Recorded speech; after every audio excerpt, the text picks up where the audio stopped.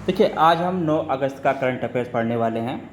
जो 9 अगस्त के आपके करंट अफेयर्स हैं, मोस्ट इम्पोर्टेंट क्वेश्चन है 9 अगस्त के, ठीक है। तो आज के क्वेश्चनों में पढ़ने वाले हैं। पहला क्वेश्चन ले लेते हैं। उससे पहले आपने अभी तक यूट्यूब चैनल को सब्सक्राइब नहीं किया तो सब्सक्राइब कर लीजिए और बेल आइकन को भी जरूर प्रेस करें। देखिए, T20 इंटरनेशनल क्रिकेट में 100 छक्के पूरे करने वाले संयुक्त रूप से दूसरे सबसे तेज बल्लेबाज कौन बन गए हैं, ठीक है। देखिए, अगर दूसरे बल्लेबाज की बात करूं 100 छक्के पूरे करने वाले, तो ये बन गए आपके, कौन बन गए हैं? सूर्य कुमार यादव, ठीक है। कौन बन गए हैं?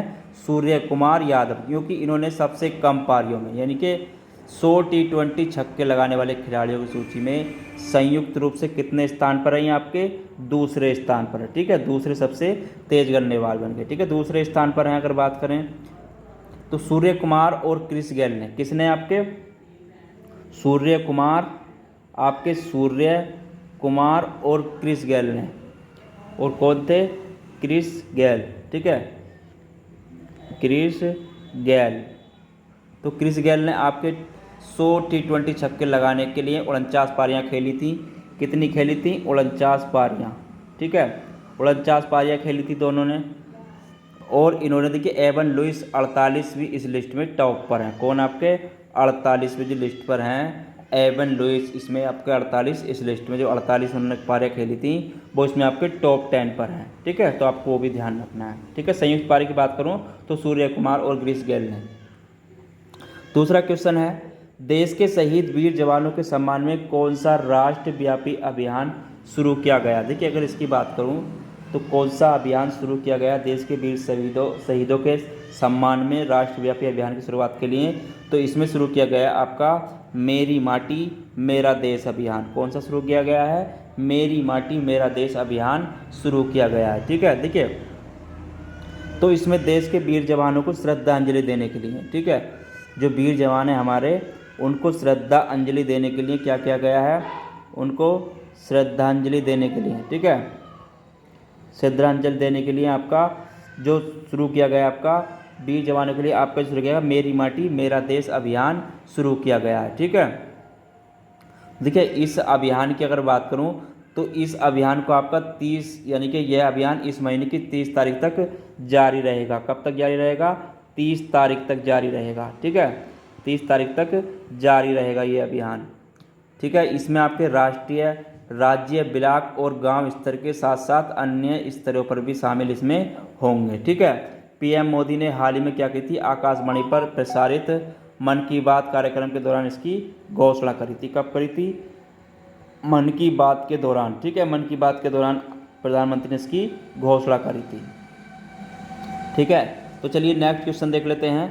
नेक्स्ट क्वेश्चन क्या है? किस राज्य विधानसभा में हाल ही में समान नागरिक संहिता के विरोध में एक प्रस्ताव पास किया गया? देखिए, अगर इसकी बात करूं, किस राज्य की विधानसभा में हाल ही में समान नागरिकता के संबंध के इसमें जो विरोध प्रस्ताव पास किया गया है, तो वो कहाँ किया गया? आपका केरल विधानसभा में। कहाँ किया गया है? केरल विधानसभा। देखिए, केरल विधानसभा ने सर्वसम्मति से एक प्रस्ताव अपनाया था जिसमें आपकी समान नागरिक संहिता यानी कि यूसीसी को राज्य में न लागू करने की क्या करी थी? बात कही थी। साथ ही प्रस्ताव में कहा गया था कि केंद्र सरकार यूसीसी का मसौदा तैयार करने के ध्रुवीकरण को कदम को छोड़ दे। केरल विधानसभा यूसीसी के खिलाफ पारित करने वाली देश की पहली राज्य विधानसभा, ठीक है, देश की क्या है? ये पहली राज्य विधानसभा जो ऐसा प्रस्ताव लाई है, ठीक है, देश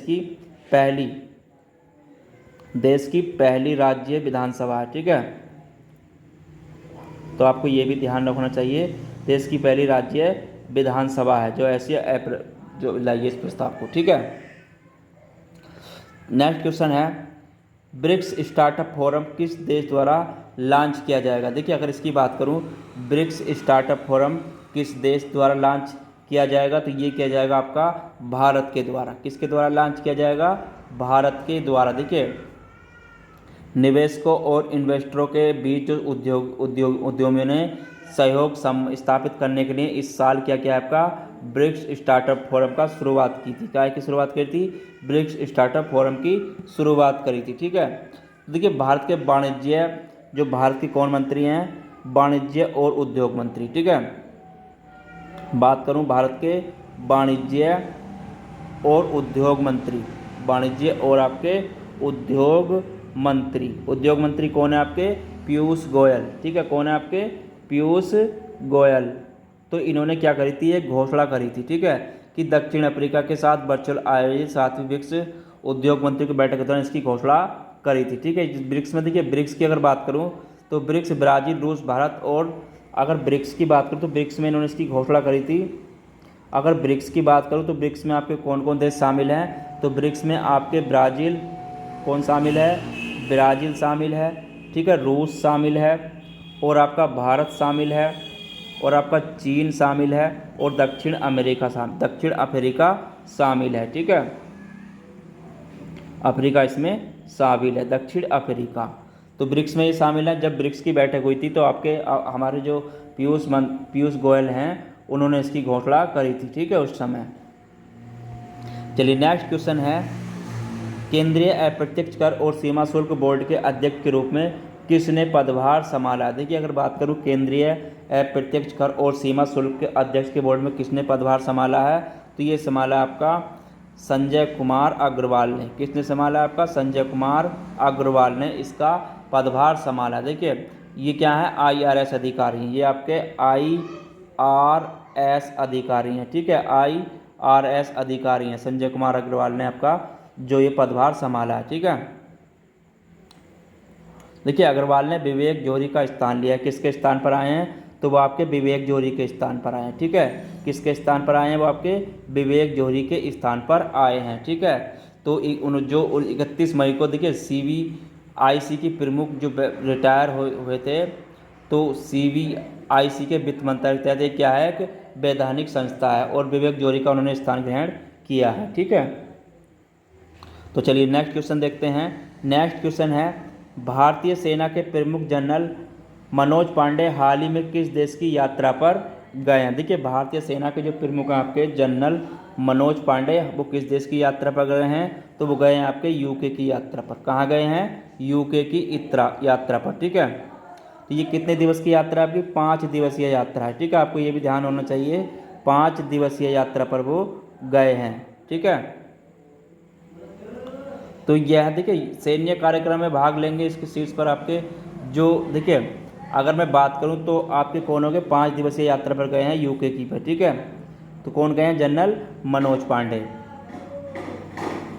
चलिए नेक्स्ट क्वेश्चन है, उड़ीसा उच्च न्यायालय के मुख्य न्यायाधीश के रूप में किसने शपथ ली है? देखिए अगर बात करूं उड़ीसा उच्च न्यायालय के मुख्य न्यायाधीश के रूप में किसने शपथ ली है? तो लिए आपकी सुभाषिष तलपात्रा ने। किसने ली है? सुभाषिष तलपात्रा ने। देखिए जस्टिस सुभाषिष तलपात्रा ने उड़ीसा उच्च न्यायालय के जो है मुख्य न्यायाधीश के रूप में शपथ ली है, ठीक है। तो उड़ीसा के राज्यपाल प्रोफेसर गणेश लाल ने उड़ीसा उच्च न्यायालय के परिसर में एक समारोह किया था। वहाँ के राज्यपाल कौन है आपके? अगर उड़ीसा के राज्यपाल की अगर बात करूँ तो राज्यपाल हैं उड़ीसा के आपके प्रोफेसर गणेशी लाल, ठीक है, प्रोफेसर गणेशी लाल।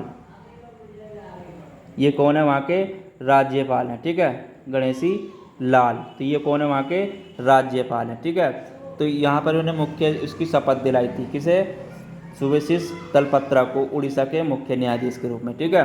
तो जस्टिस सुभाष पत्रा उड़ीसा के उच्च न्यायालय के 33वें मुख्य न्यायाधीश हैं। कौन से हैं आपके? ये 33वें मुख्य न्यायाधीश हैं, ठीक है। आपको ये भी ध्यान होना चाहिए, 33वें मुख्य न्यायाधीश हैं उड़ीसा के, ठीक है।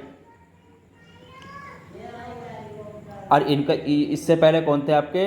अगर इनसे पहले बात करूं तो इनसे पहले थे आपके न्यायमूर्ति एस मुरली का स्थान लिया है, ठीक है। किसका स्थान लिया है? एस मुरलीधर का। उससे पहले कौन थे आपके? एस मुरलीधर, ठीक है। इनसे पहले कौन थे वहाँ पर? एस मुरलीधर का स्थान इन्होंने ग्रहण किया है, ठीक है। यानी कि एस मुरलीधर के स्थान पर इनको शपथ दिलाई गई है। तो आज के करंट अफेयर्स में इतना ही, फिर मिलेंगे कल के नए करंट अफेयर्स के साथ। जब तक के लिए धन्यवाद। इसकी PDF के लिए आप टेलीग्राम चैनल को अवश्य ज्वाइन करें, और नीचे डिस्क्रिप्शन में वहाँ पर इसका लिंक दिया हुआ है, वहीं से आप टेलीग्राम चैनल को ज्वाइन कर सकते हैं, और इसकी PDF भी आपको वहीं से मिल जाएगी, ठीक है। तो आज के करंट अफेयर्स में इतना ही, फिर मिलेंगे कल एक नए करंट अफेयर्स के साथ। जब तक के लिए धन्यवाद। चैनल को अभी तक लाइक शेयर सब्सक्राइब नहीं किया तो सब्सक्राइब कर लीजिए।